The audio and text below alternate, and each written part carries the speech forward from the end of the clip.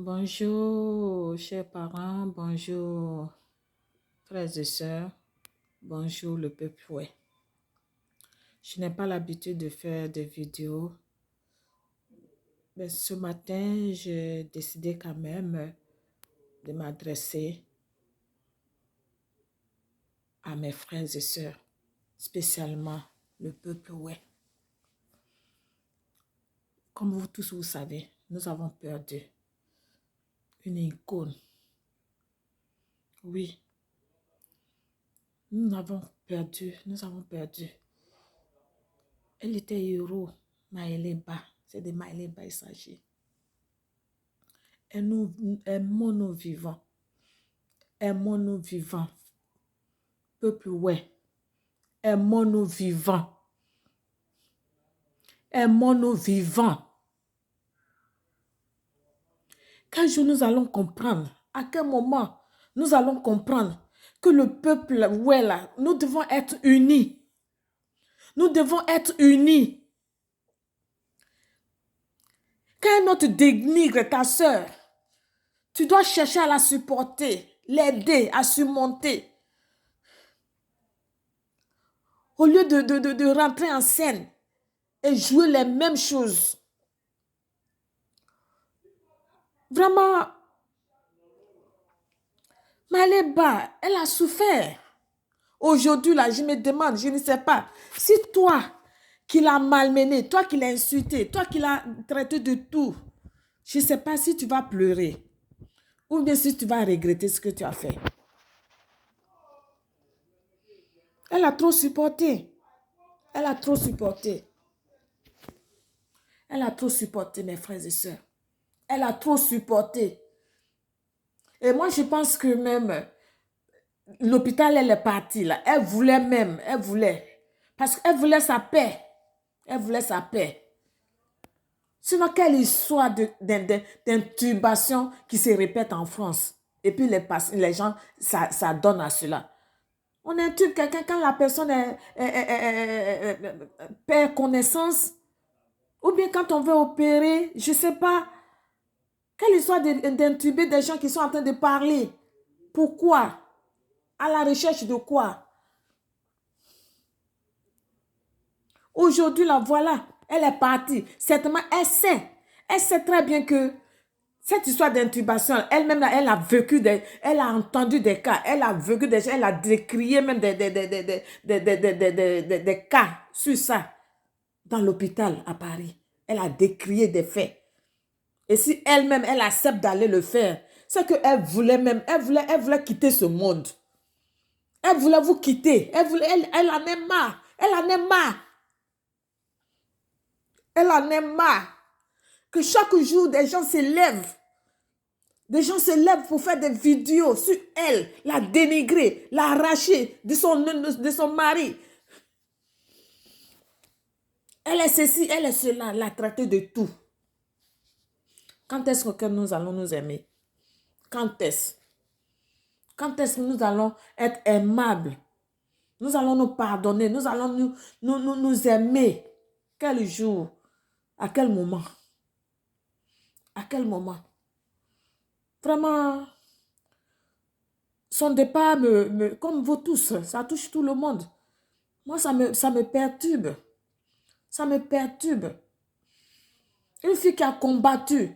Elle n'est pas de ce genre qui était en train de rêver à un poste, qui était en train de rêver à de l'argent pour être récompensée. Elle prenait de ses moyens elle-même. Aujourd'hui, là, on voit des gens surgir. Elle a fait le combat. Elle a entraîné des gens dans le froid, dans la pluie, sous le soleil, sur tout. Aujourd'hui, notre papa, il est libéré. Elle défendait les causes de la première dame. Et du coup, aujourd'hui, on voit des gens de dernière minute qui sont entrés, qui se disent les sauveurs. Les sauveurs. On a vu ici, quand on a vu le début de tout le monde. On a les vidéos. On peut répartir, voir les vidéos. Mais Maëleba a été constante depuis le début jusqu'à sa mort. Elle a été constante. Quelles que soient les circonstances, elle a été constante dans sa souffrance, dans sa misère. Elle a été constante. Ce n'est pas des gens, une fille on peut acheter comme ça facilement. Hein?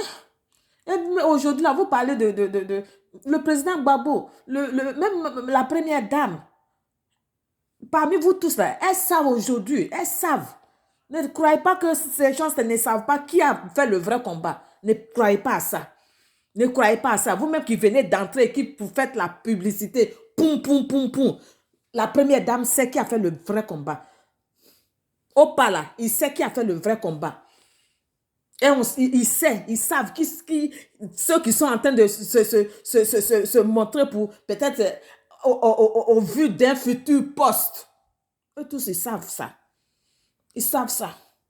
Maliba n'attendait pas de poste. Elle n'attendait pas de récompense. Elle n'attendait pas de l'argent de qui que ce soit. Et elle n'avait pas double langage. Elle était claire. Elle était claire. Elle était directe. Elle montrait sa position. Non, c'est vous tous ici. Il y a des gens qu'on ne savait pas exactement leur position dès le départ. On ne savait pas leur position. Hein? Maliba, elle était avec son petit gars. Tranquille. Faisait le couple adorable. Vous êtes parti là dénigrer jusqu'à le jeune s'est quitté, il a débarqué. Moi-même, j'ai essayé comme tout le monde. Ça me faisait tellement mal, je ne la connaissais pas. J'ai pris contact avec elle, j'ai pris contact même avec son gars pour essayer quand même de les remettre en contact pour qu'ils puissent reprendre. Mais ça n'a pas marché. Ça n'a pas marché. Vous comprenez? Ça n'a pas marché. Et ça me faisait mal.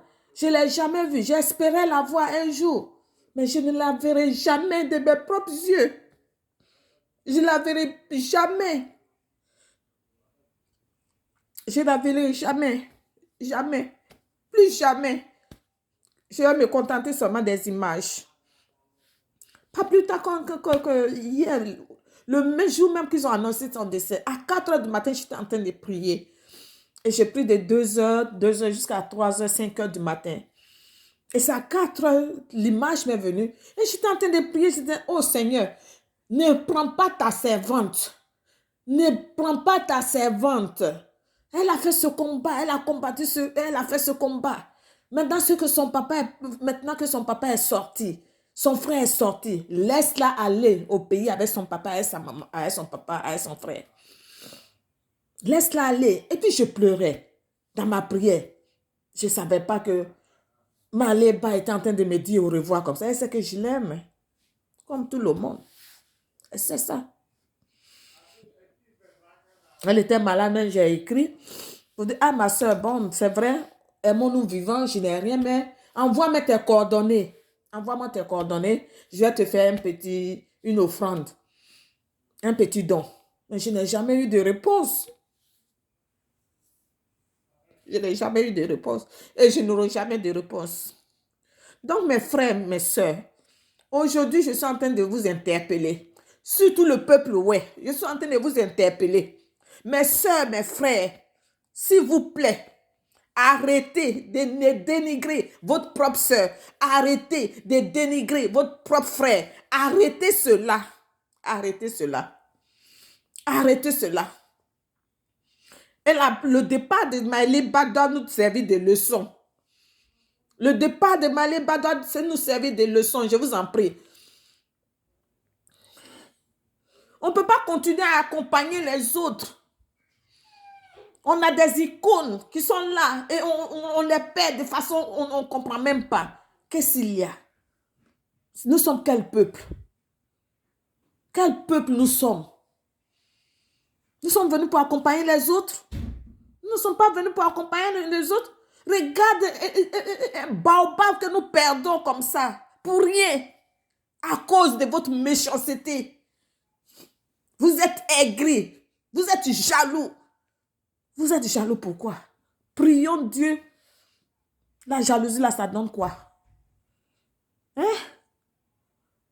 Aujourd'hui, là, la fille, je suis sûre que Elle a préféré même quitter ce monde à cause de vous. Elle a préféré. Je n'ai pas voulu être long, très long. Mais je veux seulement vous interpeller. Surtout le peuple, ouais. J'ai vu pour les autres, mais le peuple, ouais. Le peuple, ouais. Je vous en prie. Je vous en prie. Réveillons-nous un peu. On ne peut pas être idiote jusqu'à la fin. Je vous en prie. Réveillons-nous. Que la mort de notre soeur nous interpelle. Que la mort de Maëleba interpelle toi qui me regardes. Interpelle toi qui m'écoutes. Que ça nous interpelle, nous tous. Que le Seigneur vraiment nous donne la force. Il nous donne le courage de supporter ce départ brusque de notre soeur Maëleba. Que Dieu vraiment l'accueille. Elle ira au paradis. Elle a fait un combat. Elle a fait sa part. Elle a fait sa mission. Elle a fait tout ce qu'elle pouvait faire aux gens. Maëleba, ma soeur, pars. Pars. Que Dieu t'accueille. Tu as fait ta mission. Ne crains rien. On n'avait même pas besoin de pleurer parce qu'elle a accompli sa mission dans la dignité. Merci Seigneur.